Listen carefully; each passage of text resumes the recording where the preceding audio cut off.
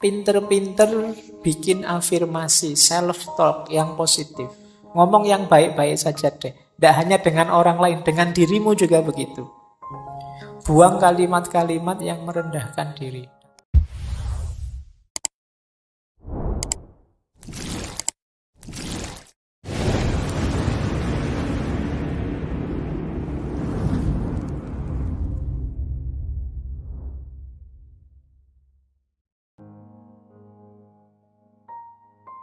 Assalamualaikum warahmatullahi wabarakatuh.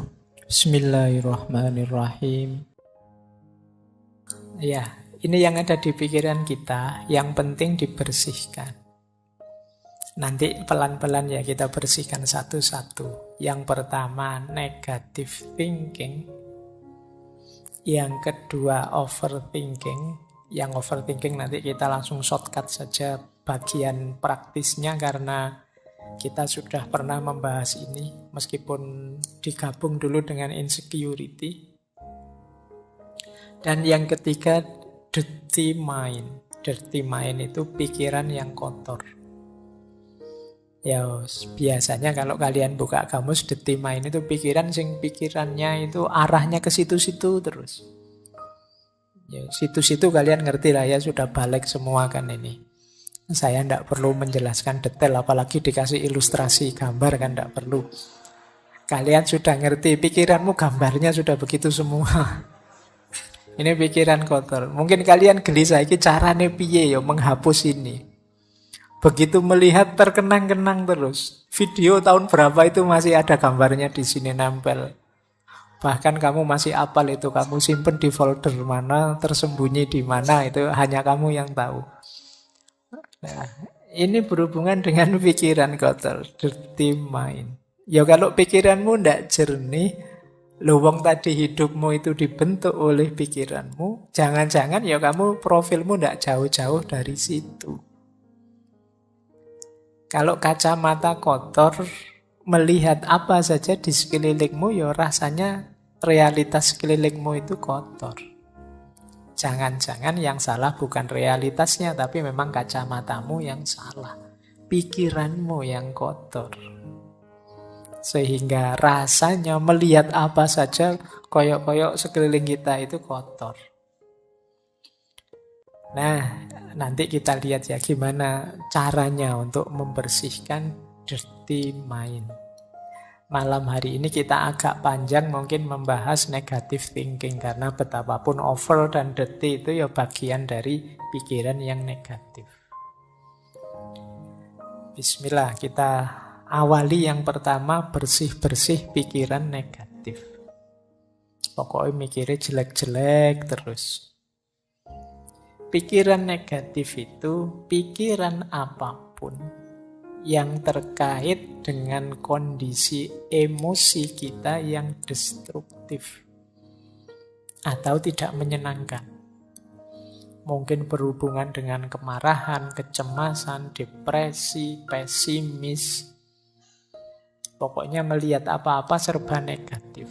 Jadi pikiran negatif itu lihat sisi buramnya sesuatu. Ini pikiran negatif. Lihat minuman gini aja, wah jangan-jangan ini diracun sama anak-anak ini. Jangan-jangan ada yang benci saya, ada yang... Ini pikiran negatif. Mau melakukan apa saja yang diambil sisi buruknya. Ini hati-hati karena kalau kita sudah habit pikiran negatif itu yo apa saja kita persepsi sebagai negatif. Jangankan yang memang negatif, yang positif pun dilihat sisi negatifnya. Ada orang tidak ke masjid, wah ngaku muslim kok tidak ke masjid, dasar. Nanti ada orang ke masjid, alah itu pencitraan. Alah, susah. Ada orang baik dibilang pencitraan, nanti apalagi orangnya jahat beneran. Jadi pikirannya selalu negatif. Nah, negative thinking itu sebagian besar pikiran negatif itu banyak yang tentang diri kita sendiri. Misalnya, aku ini memang orang yang gagal kok. Aku ini memang orangnya mengecewakan kok. Tidak ada orang yang sayang padaku. Semuanya benci padaku. Semuanya ingin memanfaatkanku saja. Nah, ini pikiran-pikiran negatif. Nanti ada orang nolong kita, wah kamu merendahkan aku ya, emangnya aku tidak bisa sendiri. Tidak ada yang nolong marah-marah, ini orang tidak ada yang punya empati semua dasar. Sulit melawan orang yang pikirannya negatif. Dibantu dianggap merendahkan, tidak dibantu dianggap tidak peduli. Nah, ayo kita latihan. Banyak di sekeliling kita orang-orang yang berpikiran negatif. Cirinya apa pikiran negatif itu? Cirinya secara umum ada 4. Pikiran negatif itu otomatis yang pertama. Datang begitu saja. Kalau orang sudah berpikir negatif, ya tidak pakai diusahakan. Sebentar Pak, saya lihat sisi negatifnya, tidak begitu. Otomatis yang muncul itu negatif sudah. Ini sifatnya otomatis. Tidak secara sengaja dirancang untuk negatif, memang wataknya watak negatif.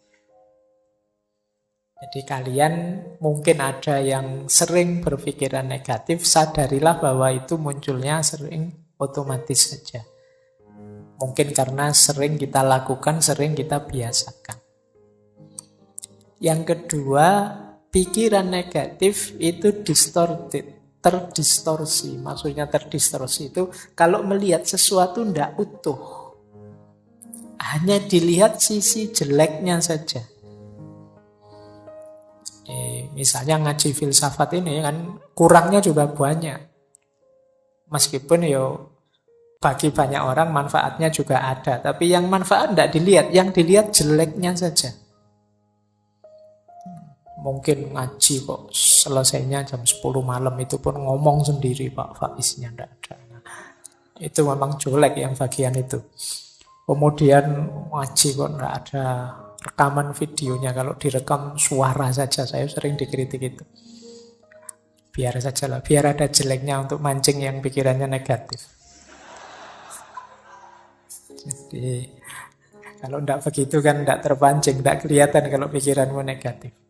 Jadi pikiran negatif itu terdistorsi. Jadi melihat apa-apa dipotong bagian negatifnya.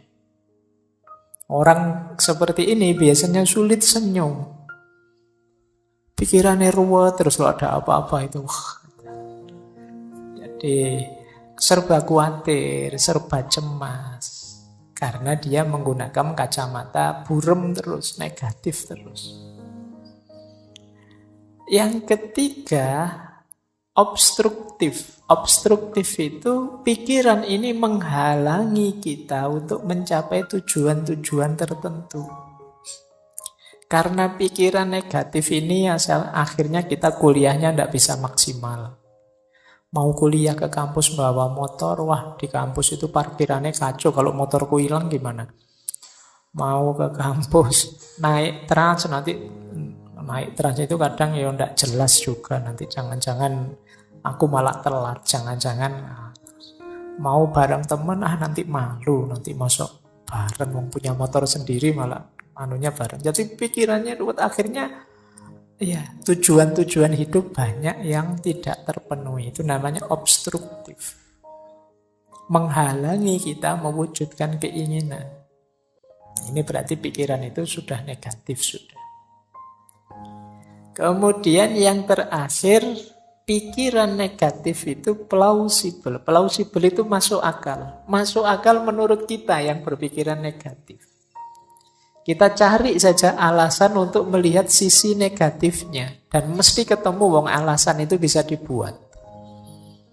Alasan itu kan hasil karya akal kita. Seperti saya bilang tadi, pikiran itu mau kita ajak kemana saja bisa. Wong yang salah itu kita bikinkan alasan biar benar saja bisa kok. Itu yang disebut plausible. Maka pikiran negatif juga begitu. Dia didukung oleh akal kita. Benar itu kamu tidak usah ke kampus daripada motornya hilang. Paling dosennya ngomongnya juga gitu-gitu aja. Tidak ada menarik-menariknya misalnya. Mending di YouTube saja banyak, ngapain sih? Dan justifikasinya mesti ada. Mbok kamu sampai terancam DO pun dia bisa, alah kuliah itu kan tidak nomor 1. masa depan tidak ditentukan oleh kuliah, sudahlah. Plausible. Yang buruk, yang negatif, yang jelek bisa kita carikan argumen biar tetap bagus.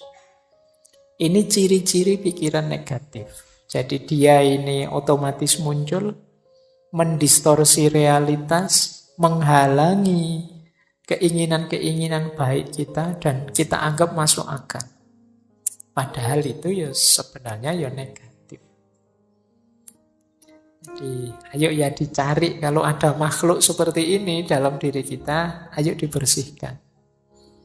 Jadi kok tiba-tiba kita melihat negatifnya sesuatu, coba tanya, ini memang negatif saja atau ada positifnya sih? Oh, ada positifnya sih.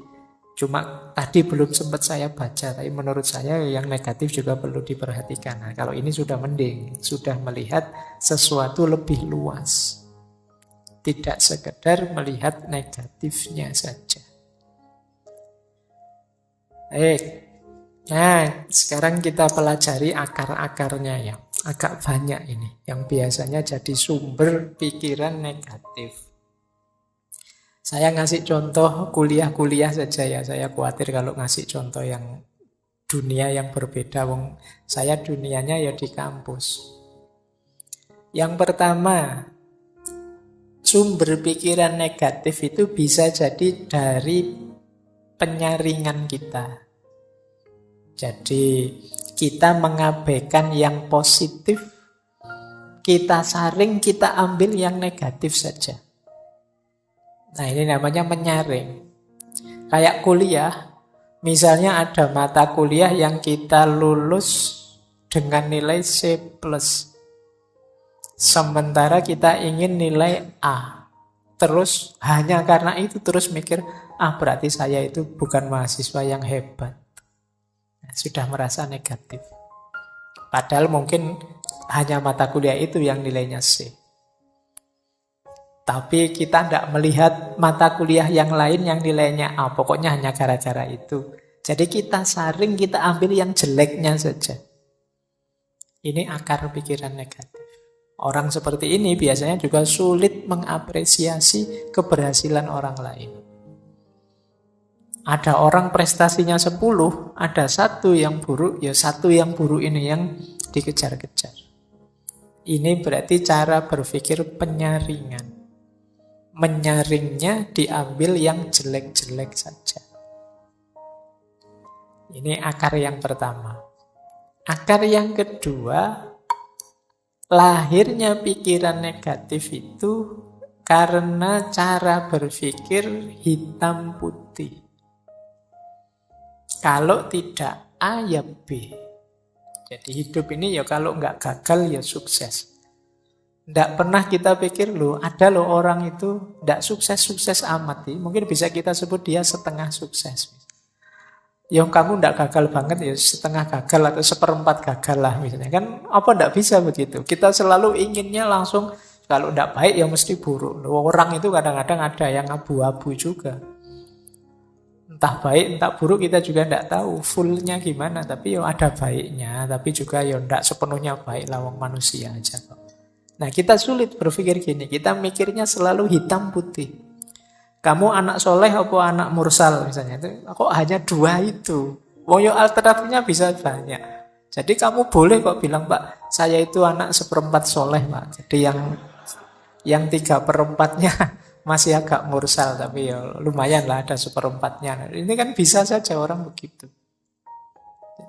Saya itu ya kalau sholat, puasa yang wajib-wajib ya rajin Pak, tapi ya bohong juga masih sering.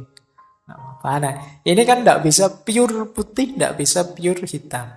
Tapi orang yang berpikirnya serba hitam putih itu sering terjebak ini. Karena dia tendensinya negatif ya terus kalau tidak putih pasti hitam. Nah, kalau tidak A pasti B. Ini membuat orang kemudian pikirannya jadi negatif. Baik. Yang ketiga, generalisasi berlebihan.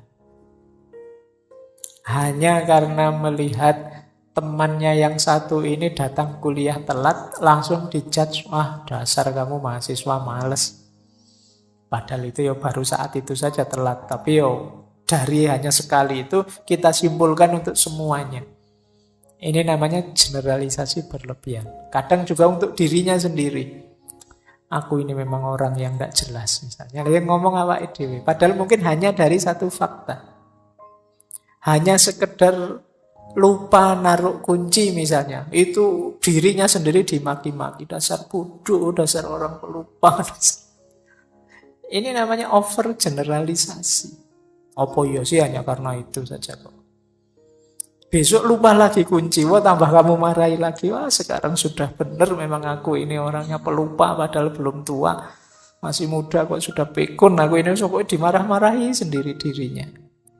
Ini jenis negatif thinking. Jadi mikirmu serba negatif. Kalau yang positif kan tidak sedasar itu. Oh kuncinya ketinggalan. Biasa manusia itu tempatnya salah dan lupa. Besok ketinggalan lagi. Biasa manusia itu salah dan lupa. Nah, jadi argumennya sama, cuma intonasinya yang agak berbeda. Nanti hari ketiga ketinggalan lagi. Biasa masih. Atau abot misalnya. Jadi biar positif, jadi tidak negatif thinking. Baik, jadi ini akar. 3 akar yang pertama ya. Menyaring yang negatif saja. Berpikirnya hitam putih. Atau mengeneralisasi berlebihan. Hati-hati gaya berpikir ini sering menjebak kita pada cara berpikir negatif. Hanya dari satu fakta kita anggap keseluruhannya begitu.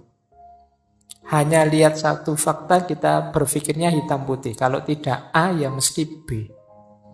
Kalau anak ini nilainya tidak bagus ya pasti dia anak bodoh ini mesti. Padahal mungkin saja semester itu pas nilainya jelek ada peristiwa-peristiwa luar biasa yang dia tidak bisa nilainya bagus.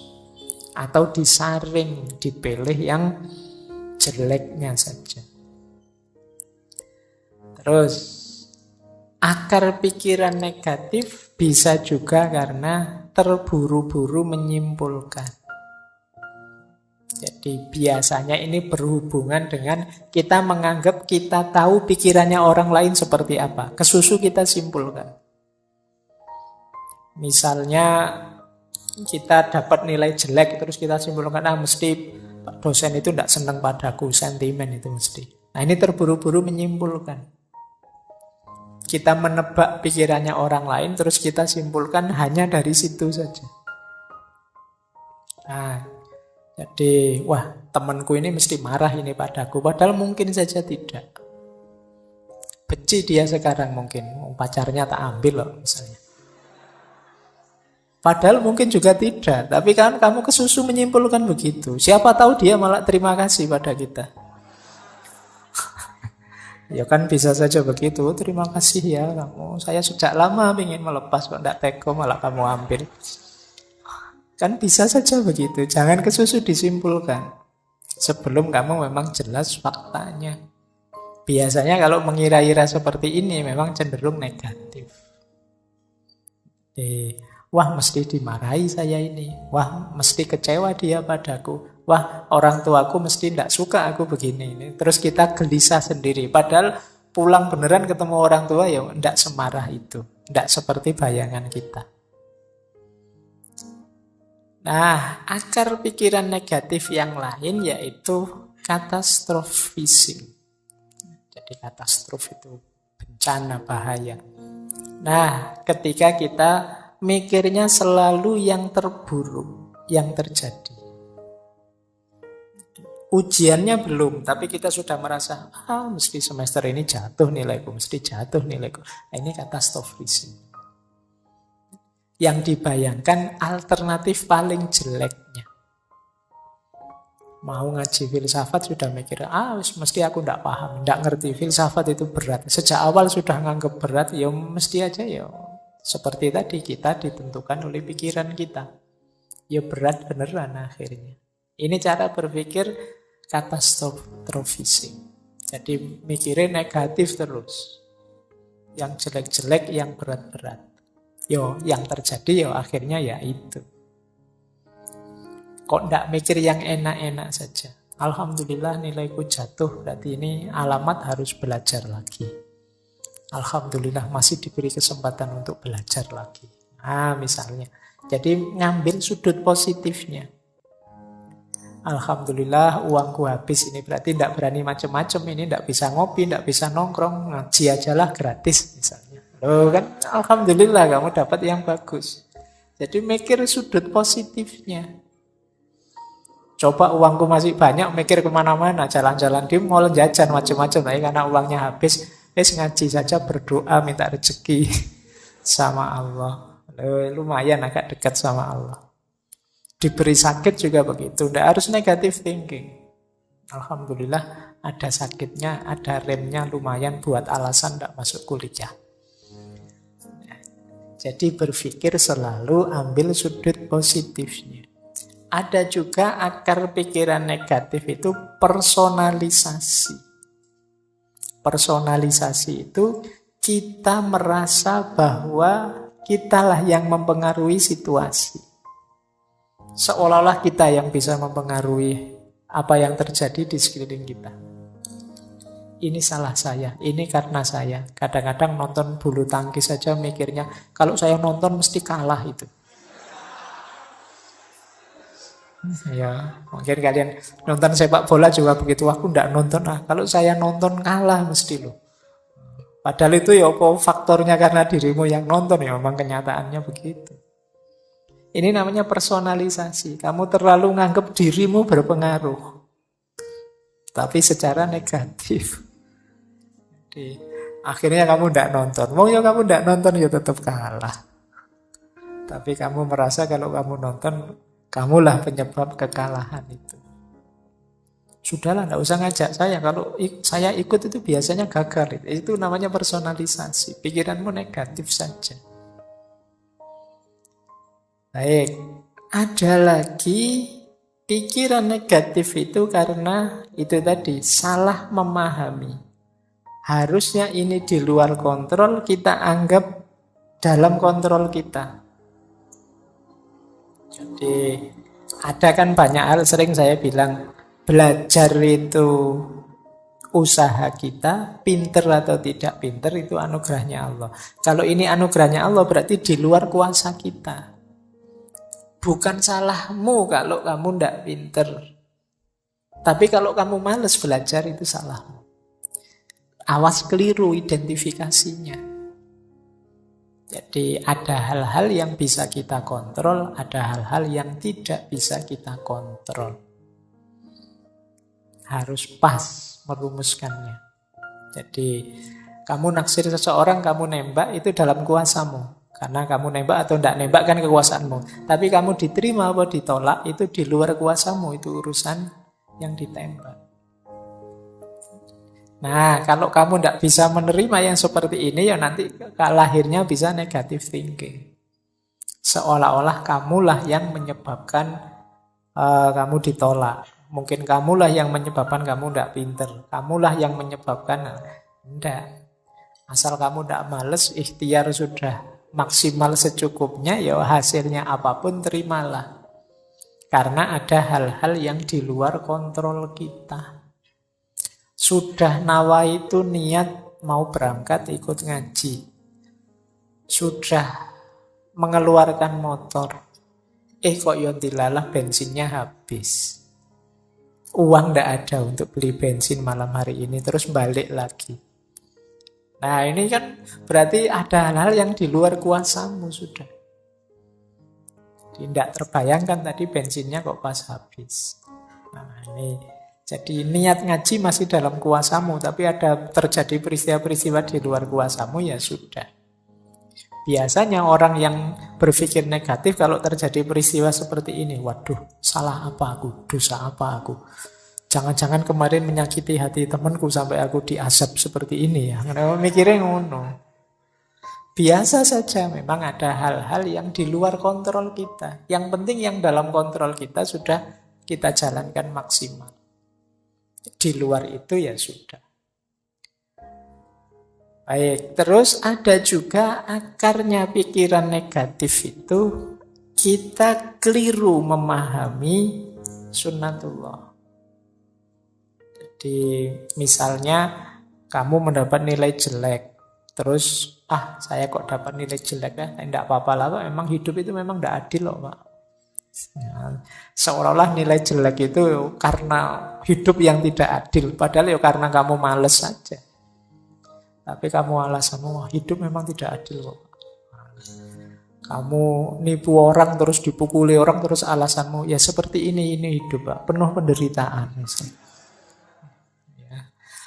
Kamu mengkhianati pacarmu terus diputus alasanmu, wah ya memang begitulah cinta, penderitaannya tiada akhir.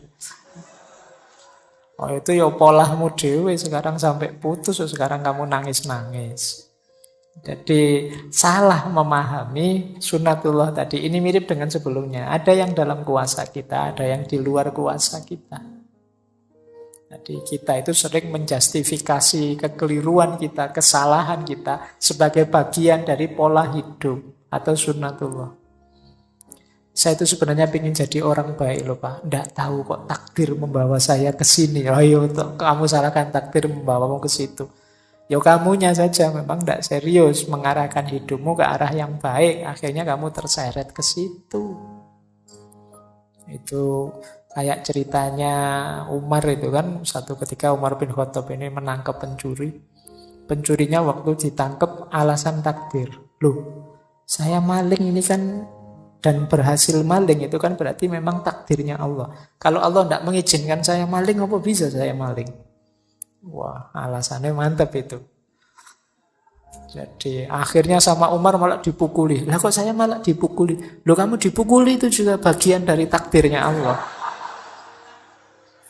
Jadi kamu pakai alasan takdir untuk menjustifikasi kesalahanmu. Baik, terus ada lagi pikiran negatif yang lahir dari orang yang selalu menyalahkan, mencari kambing hitam. Nah kalau tadi kan yang ditembak dirinya sendiri, kalau ini nembak keluar, menyalahkan. Wah ini hujan terus ini, gara-gara kamu sih. Nah ini yang disalahkan orang lain. Ada apa saja nyari kambing hitam. Orang lain yang salah. Ini juga jenis pikiran negatif. Orang yang negatif thinking itu bahkan dirinya sendiri menjadi lawan. Menyusahkan saja kerjaannya. Ini namanya inner critics. Jadi kritikus dirinya sendiri. Tapi ini kritik dalam makna negatif ya. Ada yang inner ally. Ally itu berarti sekutu. Jadi kita bisa berkawan saling mendukung dengan diri kita sendiri. Orang yang diri sendirinya jadi lawan, itu yang pertama, cirinya adalah yang dilihat selalu negatifnya saja dan diingat-ingat terus. Saya dulu pernah gagal, saya dulu pernah jatuh, saya dulu pernah dikecewakan atau mengecewakan orang, saya dulu. Yang diingat jeleknya terus, berarti dirimu adalah musuhmu sendiri. Tidak memberi kebahagiaan. Ciri pertama itu. Ciri kedua, dirimu jadi musuh kalau engkau sibuk dengan komentar dari luar dan hanyut oleh komentar dari luar. Tidak jadi dirimu sendiri. Kamu jadi orang kayak orang bingung. Wah, kamu cakep loh kalau pakai baju warna putih. Besok pakai putih lagi. Nanti temennya yang satu bilang, oh enggak, kalau kamu itu lebih cakep kalau mau pakai baju warna hitam. Besok beli baju warna hitam dipakai lagi. Capek kamu kalau mendengarkan komentar dari luar. Loh kalau dirimu tipe begitu berarti dirimu lawanmu sendiri. Jadi disibukkan oleh komentar pandangannya orang dari luar. Nah kalau tentang komentar orang, ya semua komentar silahkan masuk tapi aku nanti yang menentukan mana relevan, mana tidak relevan. Mana cocok, mana tidak cocok. Terima kasih usulnya, tapi saya punya persepsi sendiri. Nah ini berarti jiwa kita teman yang enak. Jadi tidak sekedar membawa kita diombang-ambing komentar-komentar, pandangan-pandangan dari luar. Kadang-kadang jiwa kita menguatkan kita sendiri, yakinlah bahwa ini baik. Lanjut saja, tidak usah terlalu mendengar orang lain. Nah ini dia sekutu yang baik. Kemudian inner ally juga percaya diri, tidak minder. Jadi orang percaya diri itu ya tidak mudah dipengaruhi. Jelas tujuan dan sadar proses. Apa-apa ya perlu proses. Untuk mencapai tujuan perlu proses-proses. Kalau inner ally membanggakan kelebihan. Jadi kalau tadi yang inner kritik itu kan galau oleh kelemahan. Kalau ini melihat positifnya diri. Iya sih nilaiku jelek tapi alhamdulillah aku masih semangat. Nah, lihat positifnya. Iya sih sampai usia sekian aku masih jomblo tapi tidak apa-apa aku jomblo yang bahagia kok. Nah itu jadi lihat sisi diri yang positifnya. Oh, kalau yang inner kritik tadi ada masalah sedikit dia pontang-panting galau. Gelap duniaku. Aku harus bagaimana lagi? Siapa yang peduli padaku? Wah, pokoknya kalimat-kalimatnya kayak lagu semua akhirnya. Nah, itu tipe inner kritik. Nah, ayo kita bentuk diri kita berkawan dengan kita, inner ally. Jangan sampai kita musuhan dengan diri kita sendiri. Jadikan sisi dalam diri kita itu pendukung yang kuat. Dia yang paling ngerti sebenarnya tentang kita. Kita lanjutkan. Nah, ini ada beberapa tips untuk menghadapi pikiran negatif. Yang pertama, diakui. Ngaku saja kalau saya masih negatif pikirannya, tidak apa-apa. Karena kalau tidak ngaku ya tidak ada perbaikan. Kalau tidak terima ya tidak ada cara untuk jalan keluarnya. Tapi ayo kita terima, iya Pak, saya itu masih sering berpikiran negatif. Saya itu masih sering mikirnya jelek-jelek terus. Nah, kalau sudah ngaku, ayo coba luangkan waktu mikir sebentar. Kenapa sih aku kok berpikirnya seperti ini ya? Sumbernya dari mana? Asal-usulnya dulu gimana? Kok aku ini jadi negatif sekali? Terus coba dihitung untungnya apa sih pikiran ini untukku? Atau alasannya apa? Buktinya apa kalau pikiranku ini benar? Atau jangan-jangan hanya ketakutanku saja? Terus tanyakan juga, apa pikiranku ini sudah tidak teratasi, tidak bisa diubah? Mestinya ya bisa. Atau aku perlu tidak bantuan orang lain untuk mengatasinya? Nah, coba dijawab pertanyaan-pertanyaan ini untuk menyingkirkan pikiran negatif.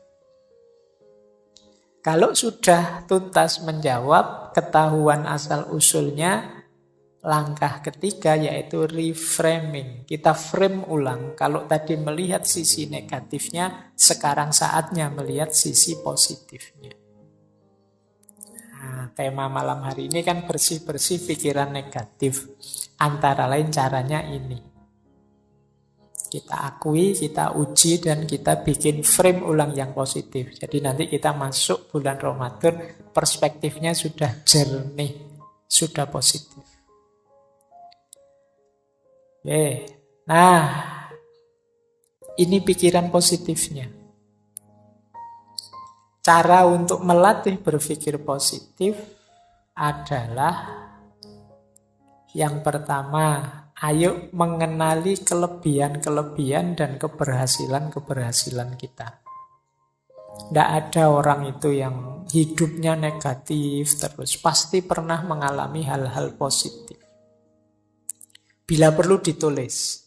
Boleh teman-teman kalau ada waktu ya, bawa kertas atau buku tulisan. Kelebihanku itu apa saja sih kira-kira? 1, 2, 3, 4, 5 apa saja. Pasti ada kok kalau teman-teman jeli. Tidak mungkin tidak ada kelebihan sama sekali. Ya kemungkinan banyak tapi tidak ketahuan saja. Kalau kalian jeli mungkin ketemu, oh ternyata saya itu orangnya begini, orangnya begitu. Coba ditulis saja. Ini membawa kita nanti pada rasa syukur. Iyalah ternyata dari sekian banyak kelebihanku, hanya satu ini toh kekuranganku. Lah terus kenapa selama ini hidupku kok murung terus ya? Nah ini coba kalian Tidak apa-apa, wis latihan nulis. Meskipun tulisannya disembunyikan untuk diri sendiri juga tidak apa-apa. Mungkin malu kalau dibaca orang lain ya tidak apa-apa. Tapi paling tidak kan melakukan muhasabah sendiri. Apa kelebihan-kelebihanku? Boleh juga capaian-capaianku. Alhamdulillah Pak, saya dulu bisa lulus TK tepat waktu. Misalnya. Loh, itu kan prestasi. Mungkin ada yang TK-nya tidak tepat waktu. Nah, jadi dan banyak capaian-capaian yang lain. Gitu loh. Saya selalu sukses Pak tiap bulan menghabiskan kiriman orang tua. Wah, itu. Alhamdulillah. Barokah berarti kirimannya orang tua. Iya Pak, selalu bisa saya habiskan dengan sukses. Coba ya kamu hitung capaian-capaian. Banyaklah mesti, tenang saja. Saya berhasil membuat dosen saya marah Pak. Baik, ya capaian yang baik ya. Nanti kamu tulis, biar apa? Biar yang kedua masuk. Gimana caranya kamu bisa bersyukur? Kalau kamu sulit menemukan kelebihan atau capaian hidup prestasi, tapi yang kedua ini pasti kamu ketemu. Hal-hal yang bisa disyukuri. Mudah untuk mencari hal yang bisa disyukuri. Kalau kalian sulit, bandingkan dirimu dengan orang yang situasinya lebih sulit darimu. Dan itu banyak. Mungkin kamu masih sehat lah, mungkin kamu masih hidup lah, mungkin kamu masih bisa ketawa lah, mungkin banyak hal yang bisa kamu syukuri. Nah ini akan banyak mengubah hal yang negatif jadi positif. Terus cari circle yang positif. Cari teman yang juga positif. Kalau temanmu negatif semua ya lama-lama kamu terpengaruh negatif. Cari teman yang enak, diajak bersama-sama, yang mikirnya selalu yang baik-baik, membooster semangatmu. Kemudian pinter-pinter bikin afirmasi, self-talk yang positif. Ngomong yang baik-baik saja deh. Tidak hanya dengan orang lain, dengan dirimu juga begitu. Buang kalimat-kalimat yang merendahkan diri. Dasar aku ini orang bodoh, dasar aku ini orang tidak pinter, dasar aku ini orang malas. Sudahlah, ganti kalimat yang lebih positif. Jadi, daripada kamu marah misalnya, dasar aku orang males, ganti kata dengan yang lebih positif. Ternyata aku ini orangnya penggemar rebahan. Nah, tidak apa-apa kan, bukan kalimat yang negatif. Ternyata aku orang ini yang pintar menikmati waktu luang misalnya. Nah, ya nama lainnya males. Baik. Jadi ini cari self-talk yang lebih positif. Biar pikiranmu juga positif. Jaga kesehatan tentu saja ya. Kalau kamu tidak sehat ya pingin sepositif apapun ya berat. Tapi kalau kamu sehat lebih mudah. Relax, humor. Hidup jangan kenceng terus, kaku terus. Ya ada guyonnya sedikit-sedikit tapi juga jangan guyon terus.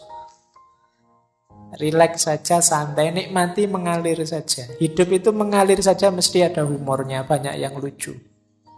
Hidup jadi tidak lucu karena kamu serius terus, kamu pegang terus dengan keras. Biarkan saja kamu nikmati setiap prosesnya, mesti beragam. Ada seriusnya, ada lucunya, ada hidup itu begitu karakternya. Kok hidup itu seragam? Kok ini rasanya humor terus, Pak? Ada yang tidak beres. Kamu berlebihan di situ. Atau kok serius terus ada yang tidak beres. Kamu ada yang berlebihan pasti. Secara natural hidup itu pasti ya ada naik, ada turun, ada serius, ada humor. Terus banyak belajar hal baru. Jadi banyaklah belajar tentang yang baru-baru. Yang baru ini menarik. Biar kamu tidak sibuk dengan pikiran-pikiran lama yang negatif. Nah, jadi setelah dibersihkan tadi, diisi dengan yang positif. Memulainya dengan hal-hal ini. Terus, kita lanjut lagi ya. Nah, ada teori yang menarik. Ayo belajar dari positivitasnya anak kecil. Anak kecil itu berpikirnya sangat positif. Anak kecil itu dia ingin tahu apa saja, ingin mencoba apa saja, melakukan hal-hal yang pintar, kadang-kadang juga hal-hal yang konyol. Mereka juga bertengkar dengan temannya tapi terus rukun lagi. Mereka jatuh ya bangun lagi. Kalau gagal ya penasaran diulang lagi. Mereka bisa kecewa tapi gampang punya harapan baru. Mereka juga punya ketakutan tapi segera setelah itu mereka tetap bisa ceria, bisa gembira. Kalau sedih ya mereka nangis, tapi tidak lama terus lupa bisa ketawa-ketawa lagi. Itu enak, nyaman kalau anak kecil. Ini yang disebut positivitasnya anak kecil. Kalau kita kan tidak. Kita setelah jatuh itu bangunnya lama. Ada putus asanya, ada mengeluhnya, ada nyanyi-nyanyinya. Panjang kita. Tidak bangun-bangun. Kalau sudah kecewa, wah kita dendamnya bisa sampai ujung dunia. Kalau anak-anak itu habis bertengkar, orang tuanya ikut belani bertengkar. Dia sudah rukun, orang tuanya masih bertengkar. Itu positivitasnya anak kecil. Jadi hidup jadi ringan. Wajar saja. Tidak ada anak kecil itu kok suudzon apa. Tidak ada. Ya mikirnya positif terus. Jadi pikirannya selalu positif. Nah, fakta ini menunjukkan berarti pikiran negatif itu tidak fitrah, tidak fitri. Itu buatan. Pengaruh dari luar. Aslinya kita secara murni itu positif. Buktinya apa? Anak-anak yang belum banyak terpengaruh macam-macam itu sangat positif hidupnya. Tidak ada anak kecil itu yang dendam, tidak ada anak kecil itu yang putus asa, terus menganggap dunia ini gelap kalau begitu. Tidak begitu, tidak ada. Biasa saja. Mereka ya kalau ingin apa-apa ya kadang tidak terpenuhi ya nangis. Tapi setelah nangis terus ya biasa, bisa ketawa-ketawa lagi. Jadi ini namanya belajar positivitas dari anak kecil. Jadi itu tadi ya teman-teman, babak pertama kita belajar bagaimana caranya mengatasi negative thinking.